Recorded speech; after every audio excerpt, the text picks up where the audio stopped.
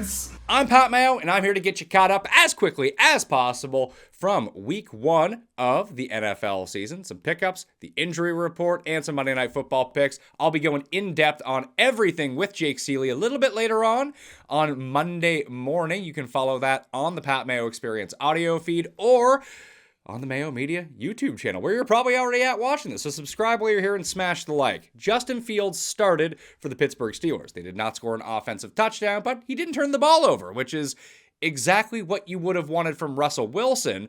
But if Fields is going to do that, you have a whole different level of dynamic play in the Steelers offense. It's not really great for anyone outside of George Pickens in fantasy. And I guess Najee Harris. Those would be the two guys that you could potentially start if Fields is playing quarterback. I have no idea how that looks with Russell Wilson, but as of this recording, Mike Tomlin hasn't named a starter for week 2 at Denver. Now, if Fields is starting week 2 at Denver, and we know that before waiver period ends, if you didn't pick up Fields already, which you probably should have, you'd most definitely pick him up and start him this week against Denver. Because even if he doesn't do anything, like score a touchdown, he's going to do enough with his legs to make him fantasy viable 80% of the weeks. It wasn't so much against Atlanta. Denver's defense worse than Atlanta's defense, so you probably start Fields in that spot, assuming he ends up being the starter. Jordan Love hurt his knee. He's going to be out 3 to 6 weeks. So Malik Willis will be playing in his place, presumably. That's what we think Matt LaFleur is going to make the decision on. Just a big downgrade to everyone in the Packers receiving corps. When I come out with the rankings later on this week, Reed will probably end up being the highest because he'll both be a deep threat. Willis can throw a pretty decent deep ball, except he's going to pass far less often, run more often. I think you'll see more of a split in the backfield. You'll see a lot of Josh Jacobs, and if Marshawn Lloyd can come back from his injury, then you'll probably see him. If not, it's going to be Emmanuel Wilson. Of the receivers, Jaden Reed would be the one I would stick to the most because he'll be a deep option, but they'll probably also try to work him in with jet sweeps and just try to create opportunities for Jaden Reed to touch the ball, where you're probably not going to see that with the other Packers receivers. If you want a cheat sheet of the injury report and a breakdown of all the pickups in handy cheat sheet form with the list and everything, along with game notes from each of the teams, hit the description and click on the newsletter link, or just join the free Mayo Media newsletter, and you'll get all of this sent to you on Sunday evening at the end of Sunday Night Football. Sub to the channel and sub to that while you're here as well. Smash the like. So the pickups at quarterback for the week, streaming options. Since I don't know if Fields is starting or not, Baker Mayfield becomes number 1. These are all quarterbacks available in more than 60% of leagues right now on Yahoo Fantasy. So it's Baker Mayfield at the Lions, whose defense did not look great. Justin Fields at Denver, and Daniel Jones at Washington. You probably don't want to start Daniel Jones, but he's going to be running a ton, and Washington's defense was god-awful.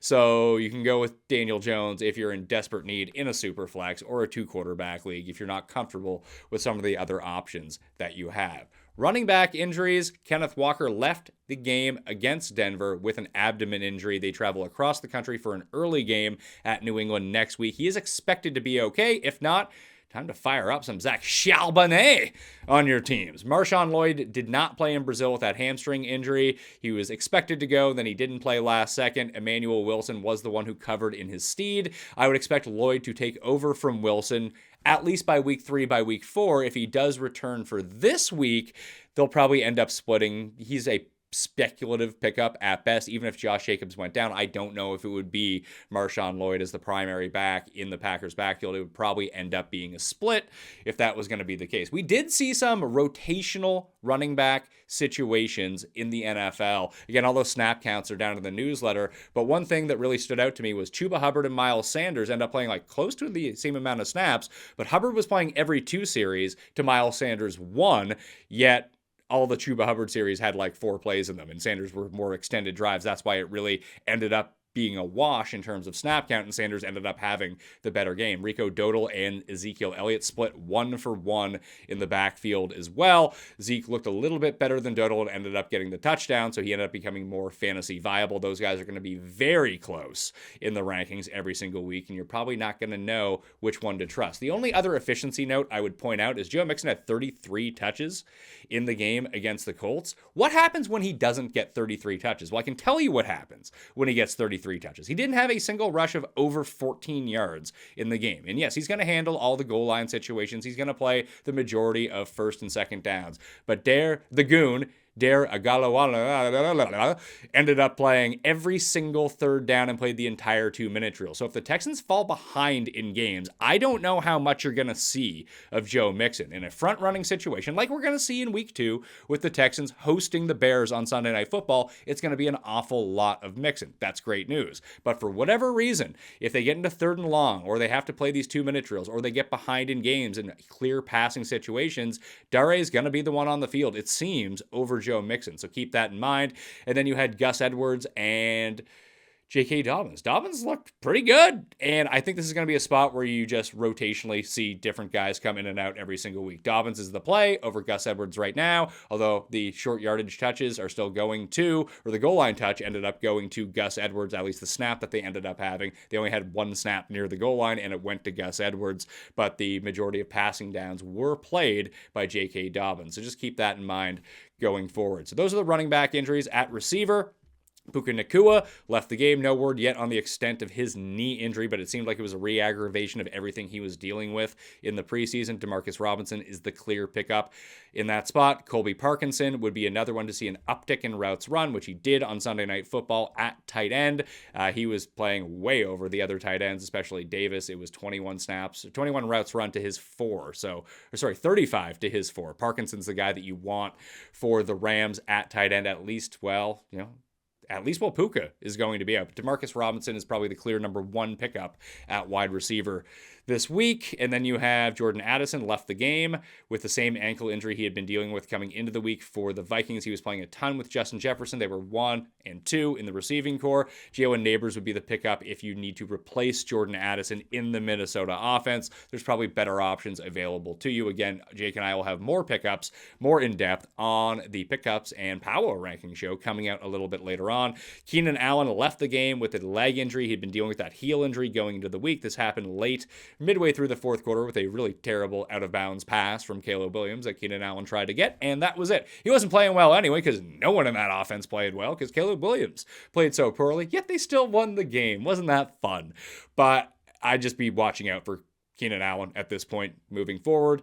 Jerry Jeudy left late against the Dallas Cowboys for the Cleveland Browns. Elijah Moore would see an uptick. Cedric Tillman would be the one running in his spot instead. I don't think you want to do too much with the Cleveland offense, at least how it looked in week 1. So I wouldn't pay too much mind to that. DeAndre Hopkins played only 17 of 64 snaps. It was actually Treylon Burks who ended up seeing the majority of the run in that spot for DeAndre Hopkins over Nick Westbrook-Ikena. Well, you still had Calvin Ridley and Tyler Boyd playing the majority of the snaps at receiver. You still had that single spot was, a rotation between those 3 guys. This is bad news for anyone who drafted DeAndre Hopkins. Hopefully you didn't draft him too highly. Obviously, we didn't know that he's dealing with a torn kneecap during the preseason. That just came out this week, but this is going to end very poorly for DeAndre Hopkins, it would seem. It looked like he was wearing steel-toe boots running routes anyway, and Will Levis wasn't doing anyone any favors, so he is a must-bench for the moment. Josh Downs did not play for the Colts.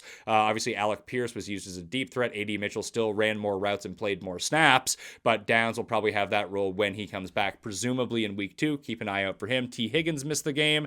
No one did anything on the Bengals, not even Yoshivas, who everyone picked up and played. It's a problem when you're a 3rd and 4th receiver and you start seeing 1st and 2nd coverage from the other team. Doesn't necessarily work out so well, and that offense looked completely out of sorts against the Patriots. A.T. Perry missed the Saints game with a hand injury. Cedric Wilson played most of the snaps in his spot, but it was just more Shaheed, more Olave, and frankly, when you get up by 40 points in a game, there's not really much you have to do for all your primary guys. We saw Olave get scripted out of that game, and we saw Justin Jefferson get game scripted out of the game against the Giants because they just got up by so much. Why do you need to keep throwing? When they were throwing, it was Jefferson time in that offense. So I would expect a return to form for Jefferson against the 49ers in week 2. Hollywood Brown did not play last Thursday night. He's potentially on the table to come back this week, but we'll wait and see on that front and see how the practice report goes. At tight end, David Njoku left the game. It looks like a high ankle sprain, which would mean probably 3 to 6 weeks for him. Jordan Akins was the one who filled in a spot and actually ran a bunch of routes. That's actually the guy that you would, if there weren't better tight end pickup options right now, that would be the guy to go pick up. But there are probably better options because Deshaun Watson can only throw the ball like 7 yards down the field unless he's throwing it wildly out of bounds. Jake Ferguson, possibly a torn ACL for the Dallas Cowboys and is probably out for the season. You probably don't want Shoemaker, that hyphen guy, in the Dallas offense. There are still better tight end options. The tight end options I have as pickups right now. Number 1, obviously, Isaiah Likely. Number 2 is Taysom Hill. Number 3 is Colby Parkinson. And then Noah Fant, who ran 75% of snaps for the Seattle Seahawks, coming off an injury, would be next for me at number 4. Then lower down, you have Jordan Akins, Hunter Henry, Theo Johnson, and Hayden Hurst. Hurst didn't do much, and he split time with Luke Vanette, but it was very clear when Hurst was on the field for the Chargers, he was the receiving tight end. Luke Vanette was the blocking tight end. So you can keep that in mind for the Chargers if they actually start to pass a little bit more. Code Mayo at Underdog Fantasy right now will get you a deposit bonus of up to $1,000. Additionally, this is the final day. At the start of Monday Night Football, the $25,000 Pick'em contest ends for registration. You can still sign up for that right now down in the description to try to get your hands on some of that $25,000 just by making Underdog Picks. If you're in California or Texas or Florida, this is the best way that you can get in on the fantasy Pick'em game and compete for some real money here on Underdog Fantasy. Use code Mayo to sign up. If you already have an account, go join the pool right now and compete for all of that money. What I'm doing with my picks, since I think this is going to be more of a defensive battle, although my picks have been so horrible so far that you might just want to do the opposite. That actually worked for the 5 pick I gave out on the weekend show. If you just on the opposite, you would have won 20 times your money. So maybe fading me. If I'm going to be bad, I don't want to be like 3-2 bad. I want to be 0-5 bad to help everyone out by fading my picks. But for tonight, I'm going Aaron Rodgers under 235 passing yards against the 49ers. Deebo Samuel higher than 19.5 longest reception. They're going to be running a lot of underneath routes, a lot of crossing routes. And you know, Deebo, one stiff arm, he's gone. Hopefully it's not a run. Hopefully it's a pass from Brock Purdy. And then Juwan Jennings lower than 17.5 receiving yards. Hopefully Brandon Ayuk gets the full complement. If he doesn't, in this spot where they move around Deebo so much that if Jennings is on the field when Ayuk is not, he's presumably going to be lined up against Sauce Gardner, which is not going to be great news for Juwan Jennings. Use those 3, and then you get yourself 6 times your money. Use that deposit bonus with code Mayo, and you are off to the races. Finally, streaming defenses for week number 2 available in more than 50% of all Yahoo leagues right now. The Chargers are the clear one at home against Carolina. They are by far, with a bullet, the number 1 pickup at defense this week. If you need an option, Seattle, despite traveling across the country, they still get New England, who looked very much out of sorts on offense, so they remain number 2. I was surprised more people didn't play them in week 1 against the Broncos. Houston, Sunday Night Football at home against Chicago, who has no offense to speak of, at least in week 1. Indianapolis is at Green Bay, so Indianapolis looked pretty decent. They should have picked off CJ Stroud 2 or 3 times in that game. However, you get Malik Willis in Green Bay, outdoors. I like the Colts in that spot. Jacksonville at home, hosting Deshaun Watson in Cleveland. Then you can use New England at Seattle or Washington at home against the Giants, or the Giants at Washington. I like Washington's defense more than I like the Giants' defense, so I would take them for very deep leagues that are out there. Once again, sub to the newsletter for all the quick picks and cheat sheets and the full injury report, which will get updated when we have more information. And I'll have the full show with Jake Seeley coming out a little bit later on the Pat Mayo Experience feed for both video and audio. Smash like and sub to the channel while you're here, and I will see you next time. Pat Mayo Experience! Experience!